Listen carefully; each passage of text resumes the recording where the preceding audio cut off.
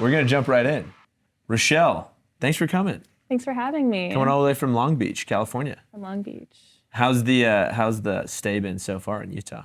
What's like the best thing about Utah that you've experienced so far? I love seeing the mountains and the snow on them. Yeah. We have a little bit, like in LA, you can see the mountains with like a little bit of snow, but it's so intense here. It's really cool. Yeah, it's pretty. Yeah. And you're so close to them. Not like Denver. Like Denver. Or just exactly like Denver. Yeah, just exactly like Denver, except a little bit further from the mountains. That's right. That's right. Well, thanks for coming on. Okay, so we start every show with segment number 1. It's called Out of the Box. Oh, shit. This is when I'm just going to be asking you a bunch of questions. Okay. The next 2 segments, I have no idea what they are. Okay. And they're more like a game show type. Okay, perfect. So we're going to jump right in, out of the box. Question number 1. What originally drew you into the world of retention? Yeah. Well, I started my career just like the generalist. Started at an agency, the super small, just doing everything from social to writing blog posts to doing emails to writing ad copy, learning how to even like launch ads on Meta. So just trying to get a little bit of everything, trying to figure out what I wanted to do. And then I just fell in love with email, SMS, loyalty. I think it's really amazing to be able to send direct communications to your customers and get immediate response and feedback. So yeah, I think that's what really excites me about retention. Which one is your favorite channel in terms of like getting immediate responses from customers?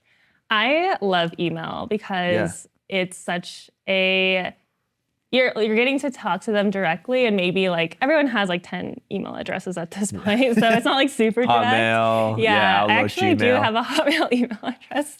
I almost didn't get I almost didn't get a job because of it. Oh, really? They were Oh, like, shoot. this girl Okay. doesn't know She's not up to technology. date, yeah. She still has a Hotmail email address, but It's tied to your AOL Messenger account. Exactly. That's what I had to explain. Yeah. I was like, it's for AIM. Yeah.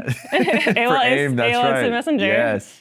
But no, yeah, I love email. I think it's such a beautiful communication because it's beautifully designed, a lot of data behind it. Yeah. And there's a lot of intricacies to it, not just like blast campaigns, but like flows and how people are engaging and like what you're doing for segments. Yeah. And so I think that's probably my favorite. Love that.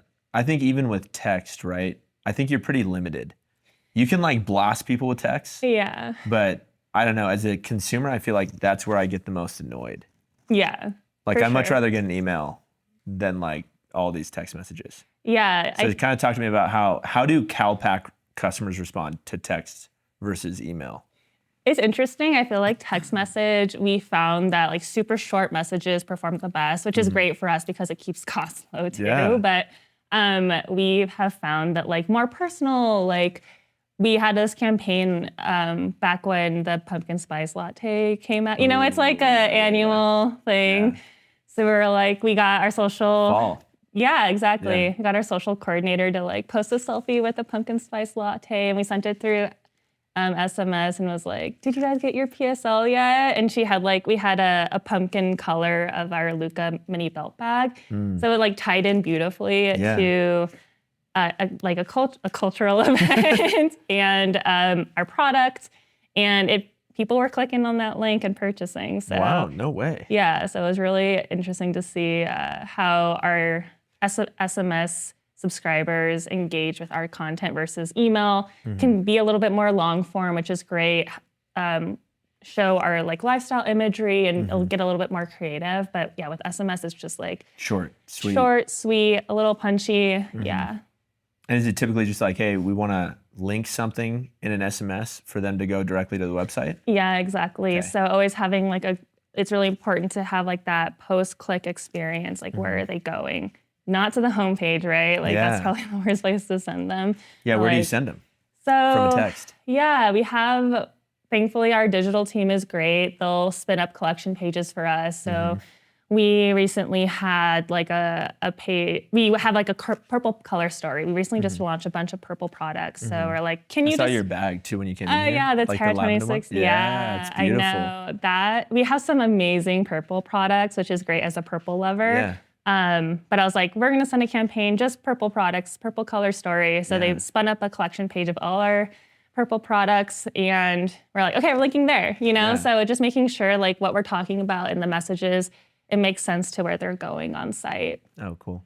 Yeah, that makes a ton of sense. Yeah. And then from email, where are you typically sending those customers? Is it different than text, or is it pretty much like same type of collections depending on the launch? Yeah, it depends. So like the A spot of the email will go to like that collection page, because we've also found that when there's more products on the page, the better chances people are going to convert. Variety. Yeah, they want to scroll. Yeah. They want to see. But then at the bottom of the emails, we'll have like different product blocks. So like calling out our Luca duffel or our Terra 26 liter, and then those are just going straight to the PDPs, and then giving them another chance to go to the collection page at the end. Gotcha. But we'll also include blocks like, oh, we have a collection launching, like join the wait list. So it's like kind of like a C spot. And then we'll also include like our loyalty program. Like you have this much dollars waiting for you. Like sign in to use it. Oh, cool. Yeah, so constant reminder about our loyalty program. Yeah, that's awesome. How long is a wait list for a product typically when you guys do a drop or a launch? It depends, honestly. We have been trying to get more and more people on our wait list. We just want to make sure we're not like over pushing it. Like we want to make sure we're sending messages about it and creating hype, but then it takes up a spot in our campaign calendar where we can't like get them to convert, right? Yeah. So it's a delicate balance between pushing them to our wait list and then trying to get people just to convert immediately. Do you feel like there's a lack of, if you're not communicating with those customers enough on the wait list, like what's the difference between retaining a potential customer on a wait list versus an existing customer that you've already sold product to? Yeah, so we typically split. If someone joins the wait list, if they have never purchased with us, we're like, okay, here's 10% off while you wait. Like, why don't you browse our site? And then for our current customers, we're like, thank you so much for joining. Take a look at like some other products you might like based off of like what you just signed up for. So just like that constant communication and personalized messaging is super important to help push people in the right direction. And then once they've engaged with us and like, okay, they're super engaged with us, so we're gonna start sending them our normal campaigns just to continue building that engagement while they wait for the launch. Do you feel like the customers that, because your guys' like products are so vibey and like they're very colorful, do you find it hard to sell them products of different do you have to like pair them with a certain color palette? Like how do you guys sell other products in tandem to like a main staple product like the bag that you're wearing or like certain luggage? Yeah, it is interesting because people love those bright colors. And that's what they click on. And we've done A/B testing around like, okay, do we show them the most popular color, which is usually a neutral, like oatmeal, chocolate, black, but then they want to see the red. Pumpkin spice latte. Yeah, pumpkin spice latte. But they want to click on the cool colors. They see themselves with that cool color, but then they're like, okay, wait, but actually, I'm gonna go safer. But actually, I probably just want to go with black.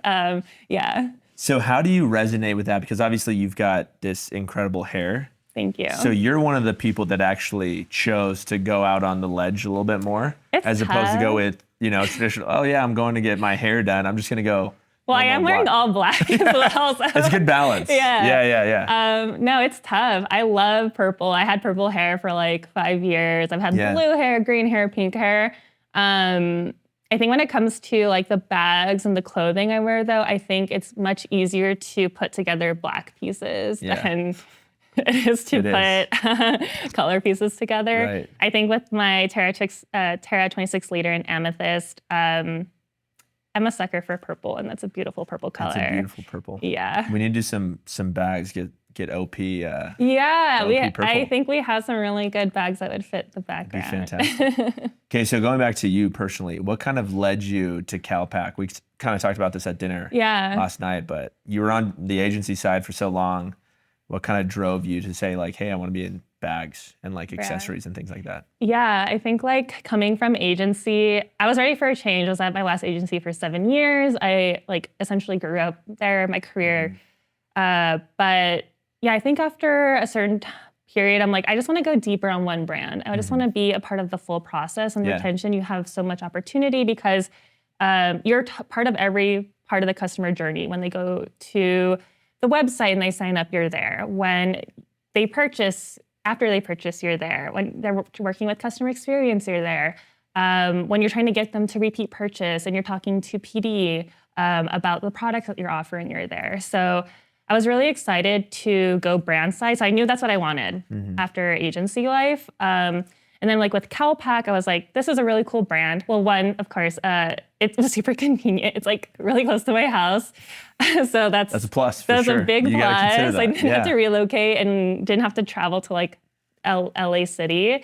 It's still part of LA County, but and then it's a really cool product. Like the bags are awesome. They're super functional. The team is great. Jeannie, our VP of marketing, was the one who was originally my manager, and absolutely love her. And so when I had my interviews with her, we were just vibing the whole time, to be honest. So I knew like at the get-go, it would have been a really good opportunity for me to learn from her and feel like I had a place to grow, which is really key for me. I feel it's interesting because I was at the agency for 7 years. So I really want to stay somewhere long-term if I can. So I knew I could be there and grow. That's awesome. That's fantastic. And it seems like you've been doing that, obviously, since you've been there. Yeah, it's been a wild ride. We've experienced a lot of growth and a lot of changes. Like we opened retail at the end of last year, our first retail store in Century City. So that's like a new experience for me. Like what does retention look like when it comes to retail and connecting a retail space to an online space? So that was a new experience. I feel like a lot of brands are going down that path right now. Yeah. Especially at Century City, there's so many of our competitors there. So it felt like a really great space to be in. And then like with the loyalty program, like really getting my hands dirty with that. And so it's been like a great learning experience. Every day I'm learning. That's fantastic. When do you feel like the real pivot to retention happened? Because you were kind of like a generalist, right, on the agency side. So when did you shift gears to just focusing on that? Yeah, I would say I was a generalist for maybe like the first 3 years of my career.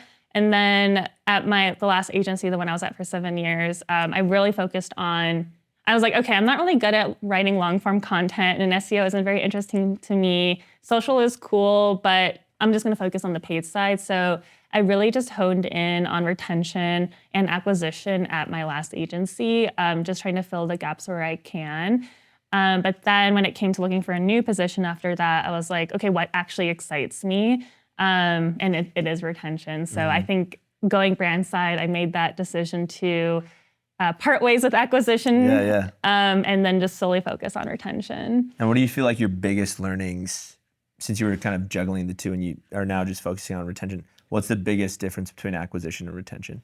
Well, acquisition is like, okay, how can we get in front of the right people at the right time and for as little money as possible with the creative, with the most interesting creative. And I think there's so much testing and so much learning that can be done.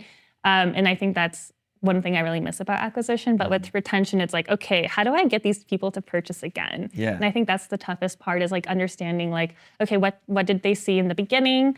And what did they purchase on? And then like, okay, what can we predict the future with this person? When are they gonna purchase next? What product are they gonna purchase next? And how do we get them there in the quickest way possible? So that's the biggest difference. That's fantastic. Because you obviously see a lot of consumer feedback, how does that play a role in getting customers to purchase again? Yeah, I would say our CX team and the retention team are like this. We're super close. Just got off like a couple of messages about, okay, this is what customers are saying about like this copy, or they're having questions about this. So like, okay, what real-time changes can we make to give customers the best experience possible? So yeah, we work really, really closely together on like communication and what we can do differently next time to make sure we're giving the most context to our customers while also delivering like punchy copy, because we don't want to like give them a book to read, but at the same time we want them to know how to get to the next step and like answer any questions that they have before they have them. Gotcha. And how much of it is positive versus negative feedback that you guys look at in retention? I would say we look at the negative feedback more than the positive. I think the positive, it's like positive, we can tell if something's working well, right? We see the revenue coming in, we see the engagement, but it's like, could be more clear. Yeah, it's a little bit more clear. And then with the negative feedback, that's the one that's like, okay, what are these, if someone's reaching out to CX to say something, that's just like the tip of the iceberg, right? Because most people are just gonna be like, okay, whatever, I'm just gonna not move forward with the purchase because I don't know how to do this. Versus the people who message us asking us like, how do I do this? That's just like a very small percentage of them. So if we have like a couple people asking questions, it's like, there's actually a lot more people probably that are confused. So it's really important to address it pretty immediately. Yeah. How are you guys leveraging AI in retention, if at all? Yeah, I mean, AI is such a hot topic. I know. At eTail, it was like, if your everything booth didn't have AI, it was like... You don't mean anything to us. Yeah. But then it's like, okay, what AI, do you actually mean AI or you just mean like you have an algorithm? You know what I mean? Right. Yeah, I think like a lot of our partners today leverage AI in their tools, and that's what I look for in new partners as well. It's like, what do you have on your roadmap to leverage AI to help us improve our marketing? So I really look forward to working with those partners who are pushing the boundaries with AI. And it's not just like, oh, send time optimization or like, I don't know, like things that are like, okay, are generative AI. Like, I think that stuff is like fine, but it's not gonna like get incremental lift in revenue. It like saves 100%. A little bit of time, but it's not like groundbreaking in any way. So. Okay, so for all my vendor friends that are out there that are gonna watch this, when you went to eTail, you were telling us about this at dinner last night. You're like, hey, I'm looking for new vendors to solve specific problems that we have within CALPAK. And then I'm looking to like nurture some of the relationships that we already have on the vendor side. So when you're there, obviously I saw you very briefly in passing.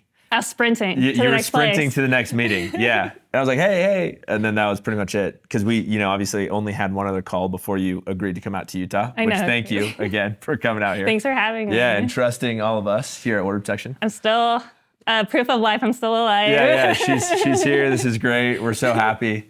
Both my kidneys still in place. Still intact for now.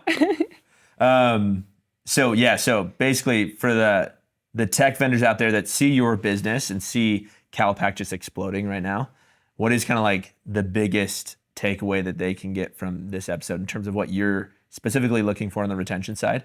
And then obviously you communicate across all different departments in your role. So what's kind of like the biggest problems you're trying to solve right now with technology? Wow, that was that's a big question. There's a lot of stuff there. Yeah, let me try to Don't give away too much because I don't want people to hit you up right after this. Yeah, I think like the biggest piece for me when I look at vendors, it's like, what are you offering today? And like, what kind of lift can you bring to revenue immediately off the bat? Because like, if I bring on a new tool, I need to see like what the ROI will be. Yeah. How immediately?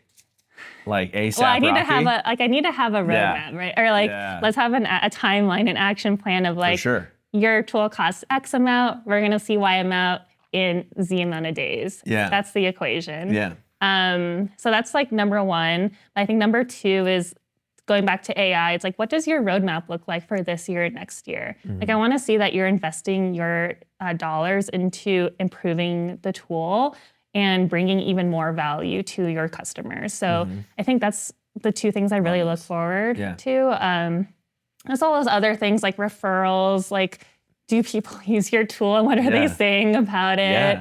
That sort of thing. Having some references, right? Other people that you can talk to outside of the actual vendor that are like people using it. Yeah, because like people have like brands on their website. I'm like, hey, like, are they still using? Yeah, True Classic. Everyone's got the same brands on there. Yeah. I'm like, okay, who's actually using this tool still? And then your second question was like, what was it again? Sorry. I don't even remember. Like, what am I looking for in my next tool? Yes, that. I think it's like... It was like 4 questions combined into like one sentence. Truly. Let me rack my brain. I think it was like maybe what I'm looking for in my next tool. Well, what problems are you trying to solve right now as a business with technology? Yeah. Like your biggest problems outside of tariffs.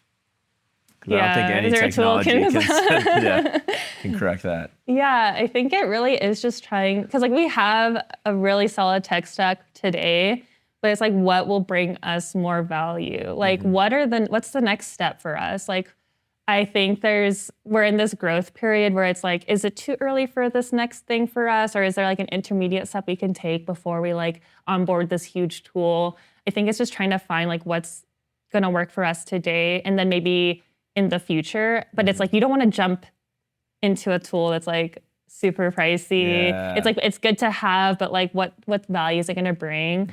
I know that's like a very non-answer, but I think we'll take it. Okay, we'll take anything. Perfect. Yeah, that's fantastic. And then what's your favorite, last question here, what's your favorite part about working at CALPAK? Okay, I have a couple, so I'm gonna cheat a little bit. So my number one is the people I work with. I told you earlier, great people, great team. Everyone is super motivated to do more, learn more, achieve more. And I think it's so critical to in a business that's growing is to have really dedicated team members. That grind set. Yeah, like we do like have outside lives and we're very conscious. Like we have a good work-life balance for sure. But like when we're at work, we're like 100% dedicated. We're solving problems. We're finding issues and solving them. Yeah.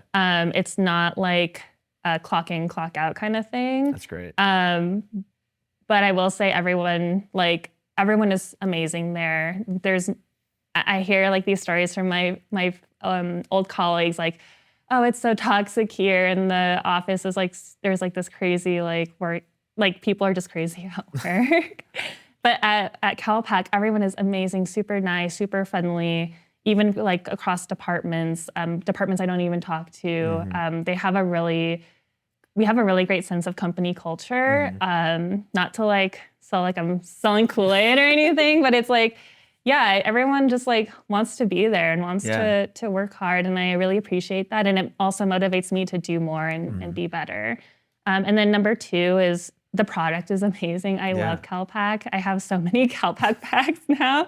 And I'm like, the packing cubes are a life changer. This clear cosmetics case, you can't live without it, to all my friends. I'm like peddling it on the side. Love that. Yeah, I think like when you have an amazing product that you believe in, it just makes your job so much easier. For sure. Yeah. And obviously like customers respond in the same way. Yeah. Also provides that validation. 100%. Like when I see posts on like comments on our social, like, oh, I can't wait for this color to come out. I'm like, I'm so excited that people like want the product and are excited about the product. Yeah. Yeah. Okay, I told you that was the last question, final question. How many bags can one person own? Unlimited. There's not a limit. Perfect. We have like our number one seller is our Luca duffel, and we have people like literally with every color. It's so amazing. Yeah. Yeah. It's fantastic. Yeah. Just depending on the outfit, I guess. Every outfit deserves its own Luca duffel. I love that. Okay. That's it for segment number one. Okay. Number two. Beautiful. This or that travel edition because of the travel bag. Okay. Makes sense. Okay. Okay, I'm going to read off the instructions here. So there's going to be 10 slides with 2 options on them. Players will decide which they'd choose and why. So you can go with this or you can go with that. Like the song. Window or aisle seat. I'm a big aisle seat guy. I got long legs. Any opportunity I have to kick out that left knee, even though that cart's coming, I'm taking the risk. I'm taking the risk. And this is my bad knee too, so I'm still in it. Dedicated to the aisle seat. Yeah, dedicated to aisle life.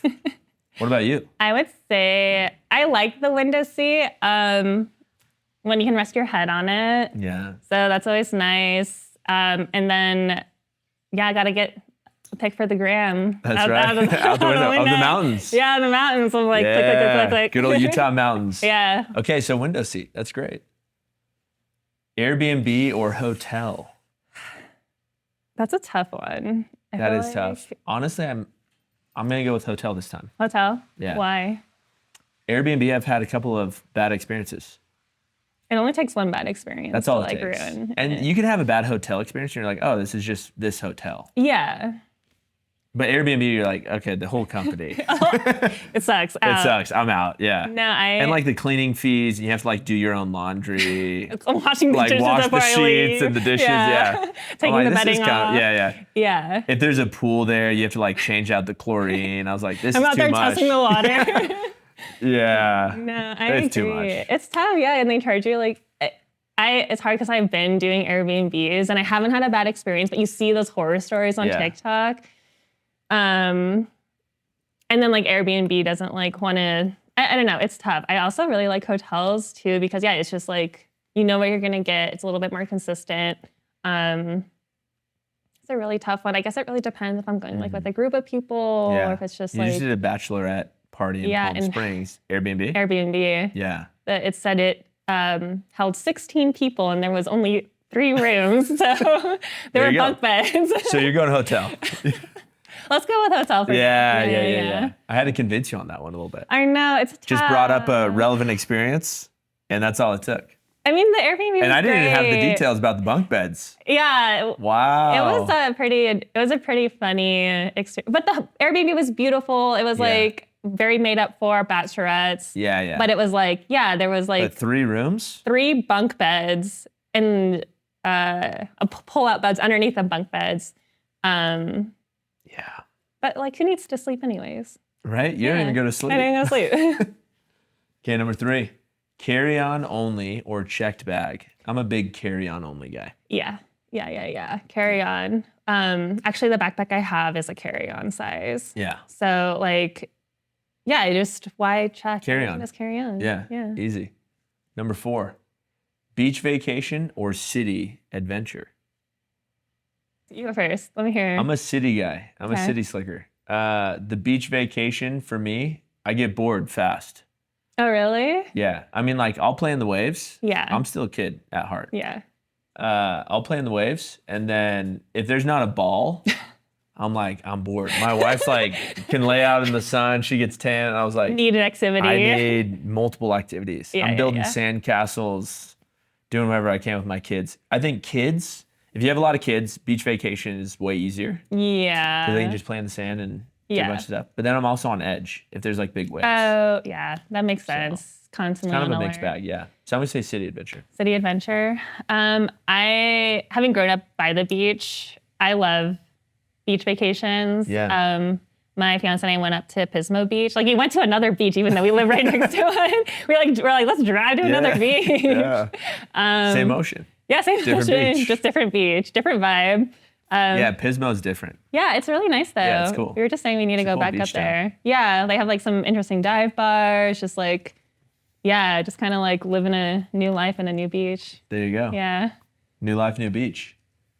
Number 5, planned itinerary or go with the flow? I have thoughts about this one. Please go. I'm a planner. Yeah. I plan every. Thank you. Thank you. Thank you. That's the way. It's tough because my fiance. Is he a go with the flow guy? He hates plans. Dan the man. We had a big discussion after we went to Japan and South Korea in one trip. We went to technically 4 cities. Every hour was planned, and he did not have a really great time, but I had a really great time. So our next trip, it's going to be his turn to plan. Go with the flow. Yeah. Beach vacation. You're going to Pismo. Yeah, we're going to Pismo. Not much of a plan there. Yeah. So it's kind of a give and take situation. For sure. Yeah. For sure. Yeah, I like having a plan. I like to be busy. I don't want to waste time on my vacation. That's right. It's a trip. It's not a vacation. It's a trip. I'm there to have fun. And this is how I'm going to have fun. And I have to have fun in increments. Yeah. Doing different things every hour. Exactly. Number 6, super early to the airport or just enough time to make it to your gate? This is important because we got lunch after this and you've got a flight right after. So I know. I like to get there early because... But not too early. In this case, not too early. But especially at LAX, you never know what you're going to get. You never know. Gates change, traffic. I would rather be in my gate sipping on a Bloody Mary. Delta Lounge. Than like... Delta Lounge? Well, I'm not as fancy. Okay. It's at the airport bar. Yeah. Okay. Still good. What about you? I'm super early. Yeah? Yeah. I mean, with kids, like... I'm a dad. Yeah. So I'm there at least 3 hours early. Yeah. Okay, so for you, sick. No, same. I have like this weird, even when I have like a 6 a.m. flight, I'll wake up, my body will like wake up at like 3:30 because I have like this anxiousness about missing my flight. Yeah. And I'm like, well, I'm already up. I guess will go. I missed one flight once, but I was at the gate, but I fell asleep. No way. Oh, It was what a bummer. It was pretty tragic. Yeah, that's tough. So I was there early. Because you went to bed too late the night before. I like that 0 sleep. Yeah. Rough. It was bad. Number 7, neck pillow or no neck pillow? No neck pillow. Yeah, I don't need one. It's just a hassle to bring around. And it looks goofy. People that are like walking around with that thing on all what day. are you doing? And then they have their like Apple AirPod Maxes over. I was like, it's too much. It's a vibe, but not for me. Thank you. Yeah. And like, honestly, if we're going pillow conversation, pillow cube. It's just a cube. Just a cube for a pillow? Yeah. What about your... It's fantastic. Just you have one? I've got 2. I've got a travel one, and I've got a full-size one that I've been sleeping on for like 4 years. That's wild. Let me send you one. Okay. I know that. I don't know. The owner's been on the show. He's a great guy. Okay. Shout out Jay Davis. Yeah. Yeah. Shout out. Oh, well, great I'm sure brand. the square pillow is amazing. The square neck pillow. Yeah. It's like a Minecraft pillow. Okay, number 8. Photo dump or live in the moment. I love taking pictures. Yeah. I'm a fiend. My kids do anything cute. I'm just. Yeah, ready. you're right there. Yeah, no. And I'm posting them. Immediately? Almost. Yeah. I'm like, cute. Okay, Instagram story. Gotcha. Yeah. I'm the same way. I think like, I definitely want to live in the moment, but it's like, okay, let's get our photos first and then live in the moment. You can have a little bit of both, That's right. That's because it's like, you need to remember. I want to look back. The moment. Like a year from now or 2 years. We have like an aura frame. You can get them at Costco. They're amazing. You just like Love send Costco. your photo. I know, Costco's amazing. The best. You send your photos there through the app and it's just like a slideshow of all your photos. Yeah. And I'm like, every time I go by, I'm like, oh yeah, we went to that place and had a great time. You remember when we went to Japan and South Korea and I planned everything? And you absolutely hated it? Look at your face. I can see that you hated it. Exactly. Yeah. I want to be reminded of those moments. Me too. Also, if CALPAK did like a deal where you could get like 2 bags at Costco. No, we sell in Costco. Oh, do you really? Yeah, we have a starter bundle there. Yeah, it's 8-piece set. There you go. Didn't do your research, I see. I'm sold. Listen, I love Costco. I love CALPAK now. Maybe you'll see us there. Yeah, okay. Yeah. Number 9, airport style, cozy or cute? You're not wearing this to the airport. I am. Oh, well, you are? I usually am not like this. I just didn't want to Wait, can you show off these pants real quick? Because they're so dope. Yeah, cool. Very unique design. Okay, so you're wearing this to the airport to fall asleep before you get on a flight. Well, I didn't want to bring multiple outfits because I had a carry-on. So I'm just okay, my 2 outfits, the one I came in here with all and the black one I'm each. leaving, all black. Yeah. It's easy. It's easy. It's so easy. Purple bag, everything is black inside. Exactly. Fantastic. Easy to find. In my packing cubes that I use. Yeah. That are purple. I didn't see the packing cubes. They're pretty great. Okay, cool. Yeah. For me, I'm going to go, I just like wear what I wear every day on a plane. So like jeans? I'm not wearing like sweats. Okay. I look at someone and they're like, oh, like I'm wearing like a hoodie and I look disheveled. Like you can tell they didn't shower before getting on the flight. And then sweats and then like flip-flops. You can't let the dogs out on the flight. That's like a big ick. Oh, really? Yeah. Just like in general, not like, obviously if like a dude is like his feet are out, I'm like, come on, guy. But you lived in Southern California. Yeah, where I'm like, listen, if they're like... rainbow sandals, sure, we'll give you a break. Okay. But I'm like, no, if the dogs are out, I'm like, listen. It's tough. It's tough. No, I agree. It can get warm on those planes. Like we're all congested in there. I'm like, just put some socks on. You know what I mean? Yeah, you for sure. It. No, I get it. Yeah, okay. I wear shoes on the plane. Yeah. Number 10, plane nap or in-flight movie? Well, I have my Kindle, so I'm trying to read. You're reading a lot. Trying to. Although I was like seeing people, I was looking at people's screens, like what they were watching. Okay, that's not an option, but watching someone else's in-flight movie, like, okay, what I love that. Watching? Yeah. I've been, there was a trend going around for a long time, which is like raw dogging flights or whatever. Or you're just like. You saw that? Where you don't listen to music, you don't read books, you don't watch movies, you're locked in. Yeah, you lock in, it's just you and your thoughts. I've had that. You've done that? I've done that. To New York, I did that once. Wow. I probably won't ever do that again. Just, Were you just like, you just want to try? Yeah, I was like, you know what? I'm just going to try this trend out and like, let's see what I think about when I have no distractions. And I'm not going to do that again. Yeah. The thoughts are too much. Yeah. Fair. Too much. So in-flight movies for me. That's going to be my choice, yeah. I think if it's a long flight, I'll try to get a nap in. Yeah. Like New York. New York. Yeah. But if it's like from Long Beach to here, book for an hour and a half. Yeah. That's easy. Yeah, book's chill. Okay, that concludes segment number 2. Number 3, gibberish. That's it. That's all we do for like 10 more minutes. Simlish the whole time, yeah. Okay, do you want to read the instructions here? Okay. Players will try to decipher 6 slides of gibberish to guess the saying. Okay, let's do it. Okay, number 1. I love you. I love you. Okay, that was an easy one. Okay, I think when I say it out loud though, it's easier for you to get it. Yeah. Yeah. Okay. I'll number say 2. it and then you try. Okay. Jog, clay, die, scream. Jog, clay, die, scream. Chocolate ice cream. Oh. Yeah. Yeah. See. There you go. Number 3. Now's my turn. Okay. Peace sank white. Peace and quiet.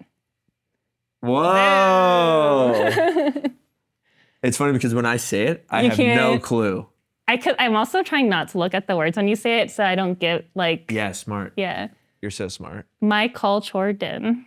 What? My culturedin? Say that one more time. My culturedin?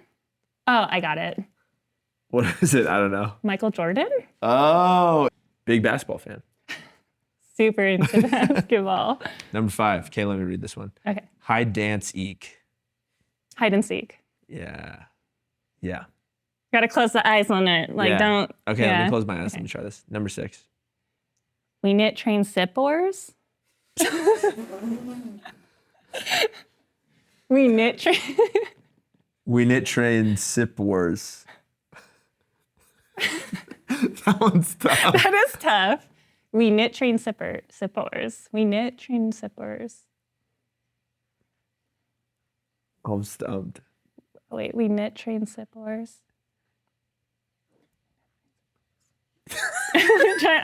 You gotta whisper it to yourself. Yeah. I'm really competitive, so I want to get it.